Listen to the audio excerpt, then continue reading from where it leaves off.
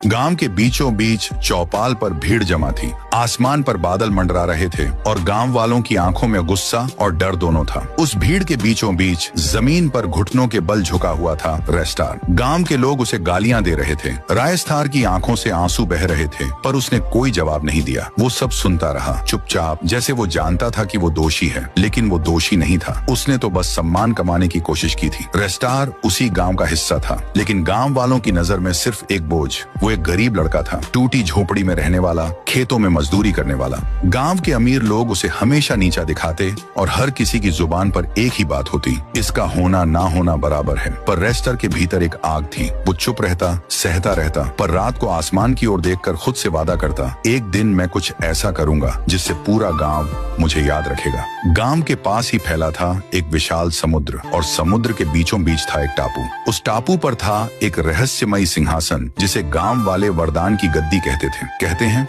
जो सिंहासन पर बैठ जाए उसे ईश्वर का आशीर्वाद मिल जाता है। वो सब कुछ कर सकता है, अजय बन जाता है। पर उस सिंहासन तक पहुंचना आसान नहीं था। समुद्र के नीचे रहते थे खूंखार मगरमच्छ, जो उस गद्दी के रक्षक माने जाते थे। सदियों से कोई वहां नहीं गया। रेस्टार बिना किसी को बताए वो एक पुरानी बंदूक और कुछ गोलियों के साथ समुद्र की ओर निकल पड़ता है। रात काली थी, हवाएं तेज थीं, और रेस्टार तैरते हुए समुद्र पार करने लगता है। पानी में हलचल होती है, मगरमच्छों की आंखें चमकती हैं। जैसे ही एक मगरमच्छ उस पर हमला करता है, रेस्टार गोली चला देता है। 7 मगरमच्छों को मारते मारते उसकी सांसें फूलने लगती हैं, पर वो नहीं रुकता। बमुश्किल वो टापू पर पहुंचता है। वो सिंहासन के पास जाता है। वो भयभीत है, कांप रहा है, पर बैठता है। जैसे ही वो बैठता है, आकाश से जोरदार बिजली गिरती है, जमीन कांपती है और उसकी आंखें बंद हो जाती हैं। उसी समय गांव में अजीब घटनाएं होने लगती हैं। आसमान पर काले बादल मंडराने लगते हैं। जो लोग बाहर होते हैं एक एक करके गिरने लगते हैं।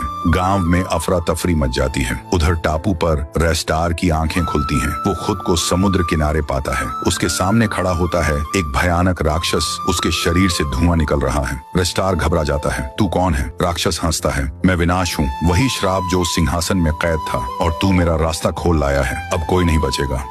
वो राक्षस हवा में उड़ जाता है और गांव की ओर बढ़ जाता है। रेस्टार जैसे तैसे गांव पहुंचता है, पर अब बहुत देर हो चुकी थी। लोग या तो मर चुके थे या पागल हो गए थे। सिर्फ कुछ ही लोग बचे थे, और वो सब रेस्टार को घेर लेते हैं। तू ही है इसका कारण, तू ही है मौत का दरवाजा, हमें श्राप दिया इसने। रायस्तार झुक जाता है, उसकी आंखें नम हैं। मैंने ये सब नहीं चाहा था, मैं बस खुद को साबित करना चाहता था। रेस्टार सब कुछ देखता है, वो टूट चुका है, पर फिर भी उसके भीतर कोई आवाज कहती है, ये मेरी गलती है तो खत्म भी मैं ही करूंगा।